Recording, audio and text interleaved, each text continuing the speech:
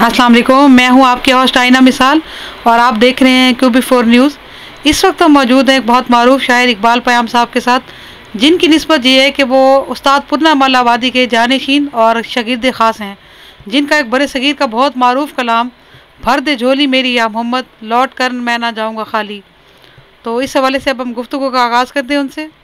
जी इकबाल पयाम साहब, सबसे पहले तो मैं QB4 का शुक्रिया अदा करता हूँ कि आप इंटरव्यू के लिए यहाँ तशरीफ़ लाएँ।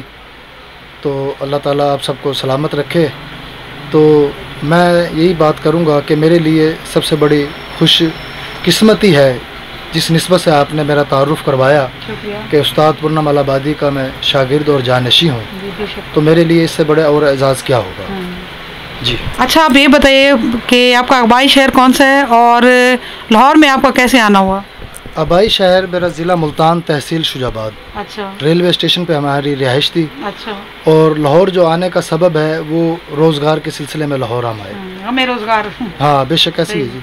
अच्छा, ये बताइए कि गमे रोज़गार के साथ गमे जाना का आगाज़ कैसे हुआ कि आपने शायरी की तरफ कदम उठाया?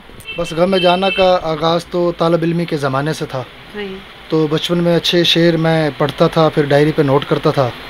तो इसी तरह ये सिलसिला चलता रहा। फिर जब गमे रोज़गार के सिलसिले में लाहौर आए जी, तो यहाँ पता चला कि उस्ताद हज़रत पूर्णमल आबादी एक बहुत बड़ी शख्सियत के मालिक थे। जी जी। तो उनसे हमारे एक हमजुल्फ़ हैं मोहम्मद हनीफ़, अच्छा, जो यानी हमारे कज़न भी हैं, उनका ताल्लुक़ हज़रत पूर्णमल आबादी से था। अच्छा। तो उनकी वसासत से उनसे मुलाकात हुई तो बाकायदा फिर उनकी शागिर्दी इख्तियार की और फिर जो भी लिखा जी, उनके ज़ेरे साया लिखा और उन्हीं के रंग में लिखा। और जो आज मैं 4 लफ्ज़ जो लिखता हूँ शायरी के, ये उन्हीं के महरून मिन्नत है। माशाल्लाह। और आपके सामने ही है कि मेरी जो भी है सिलसिला शायरी के हवाले से। अच्छा, आप ये बताइए कि आपने पूर्णमल आबादी से की शागिर्दी कैसे इख्तियार की थी? मतलब उनसे मुलाकात होना एक अलग बात है, लेकिन जानशीन होना, उनकी शागिर्दी इख्तियार करना एक अलग बात है। तो इसका आगाज़ कैसे हुआ? आप इसको खुशकिस्मती कहेंगे? मैंने तो यही बात कही है कि मैं समझता हूँ कि मेरे लिए ये सबसे बड़ा एजाज़ है जी, कि जिन्होंने भर दो झोली मेरी या मोहम्मद कलाम लिखा जी, कि मुझे उनकी जानशीनी और शागिर्दी की जो इख्तियार की, तो ये सबसे बड़ा एजाज़ है। बेशक। और फिर जब उनके बाद जब शागिर्दी इख्तियार करने के बाद जब मुझे उनके बारे में पूरी मालूमात चली कि उनका हजूर अकरम सल्लल्लाहु अलैहि वसल्लम से जो इश्क है और औलिया कराम से जो उनका इश्क है और जो अपने मुर्शद खाने से जो इश्क है, तो वो सारी रूहानियत का भी सफ़र और उनकी जो शायरी है और उनकी शख्सियत का जो कमाल है वो मुझे इतना अच्छा लगा कि बस फिर मैंने ये तहिया किया कि मैंने अगर शागिर्द बनना तो उस्ताद पूर्णमल आबादी का बनना। माशाल्लाह माशाल्लाह। अच्छा, ये बताइए कि उस्ताद पूर्णमल आबादी के लिए आपके नुमाया काम कौन से हैं? मेरे जी माशाल्लाह बस ये उनका करम है कि जो हमसे ये काम लिए, बंदा तो खाकसार है, क्या काम कर सकता है। आपकी मोहब्बत भी थी तो मेरी मोहब्बत भी थी, उनसे इश्क भी है। तो मैंने हज़रत पूर्णमल आबादी के लिए बेशुमार काम किया है और कर रहा हूँ। अच्छा। सबसे पहले तो उनके मैंने मजमूए शाये करवाए जो उनकी ज़िंदगी में सिर्फ उनकी एक किताब थी। उनके जाने के बाद उनकी 4 किताबें मैंने शाये की। कुलियात पूर्णमल आबादी किया। अच्छा। और उनके नाम से मैंने बज़म बनाई, बज़म पूर्णम पाकिस्तान। अच्छा। और उनके नाम से एक पूर्णम लंगर खाना बनाया। अच्छा, ठीक है। और उनके नाम से जहाँ मेरी रिहाइश है खाली टाउन काने 9 में फ़िरोज़पुर रोड पे। अच्छा। तो दिल में ख्वाहिश थी कि उनके नाम से एक स्ट्रीट भी मंजूर करवाई जाए। तो मैंने पूर्णमल आबादी स्ट्रीट भी मंजूर कराई। तो और उनका जितना भी मिशन है वो मैं लेकर चल रहा हूँ और बस आप लोगों की दुआएं और मोहब्बत हैं।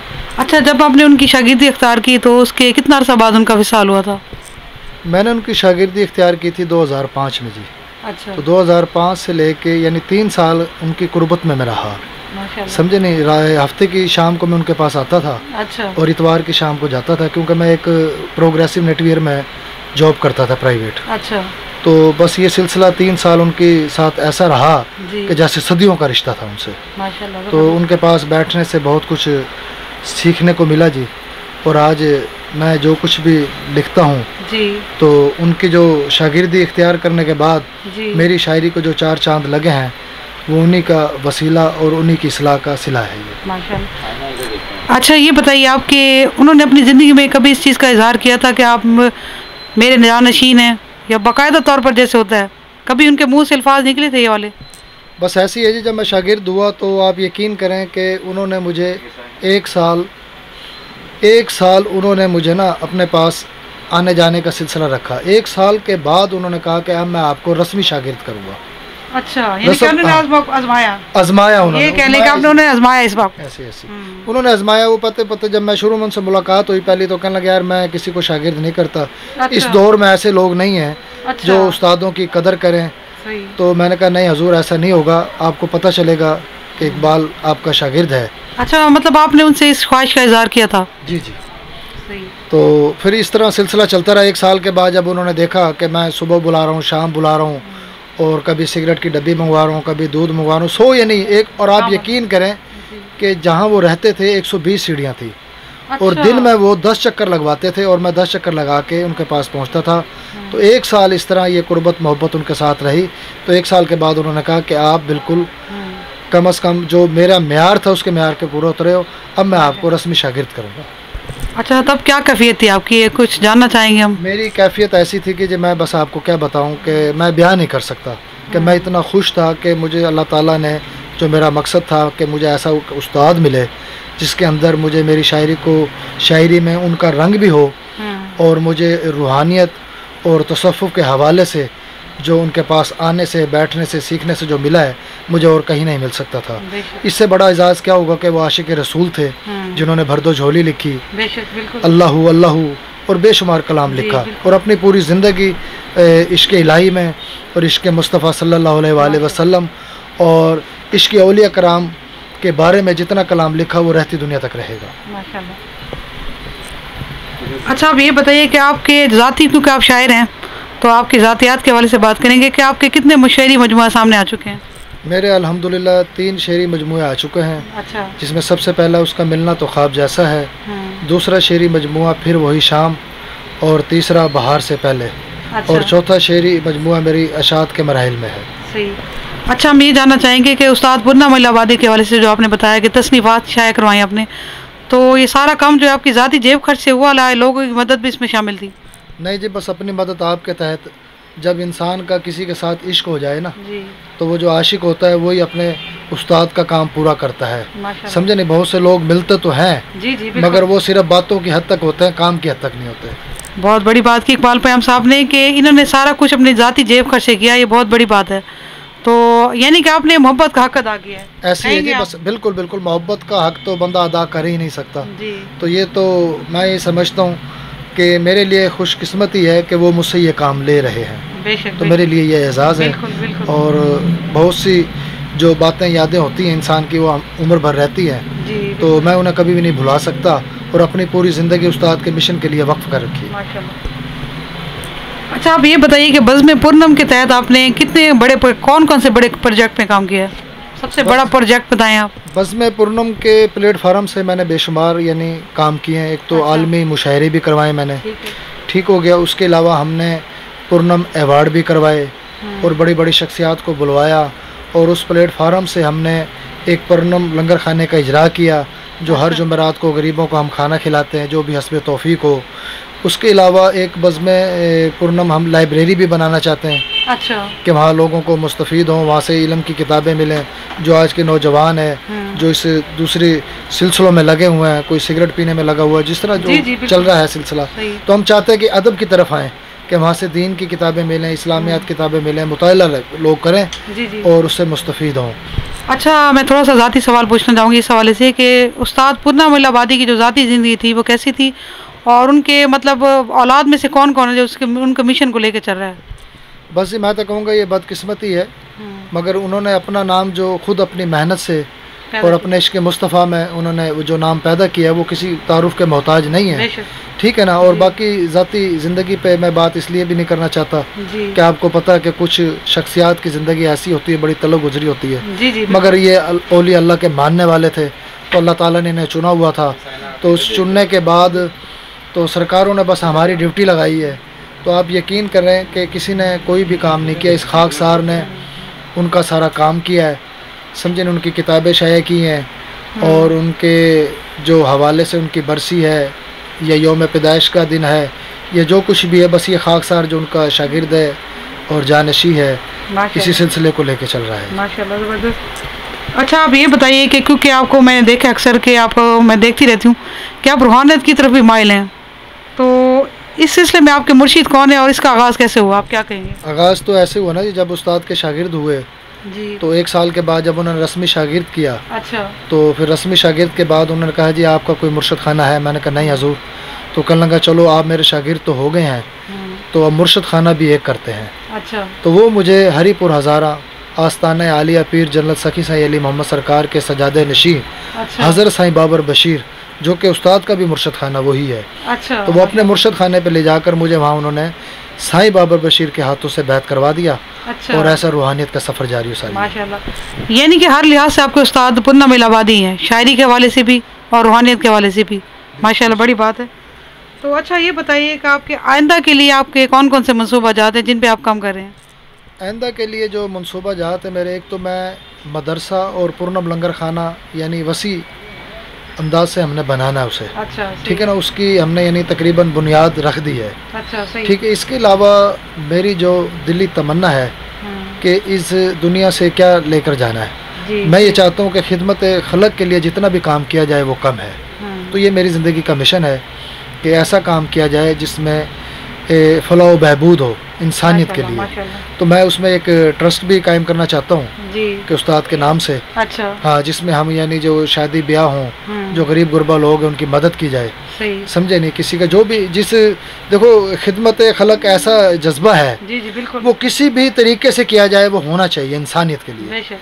तो इस हवाले से यानी हम मदरसे का क्या है जहाँ बच्चों की तालीम हो, समझे नहीं, दीन के हवाले से भी। जी जी। तो वो मैं बनाना चाह रहा हूँ और एक परनम लंगर खाना बनाना चाह रहे हैं जो गरीब खाना वगैरह खाए वहाँ पर।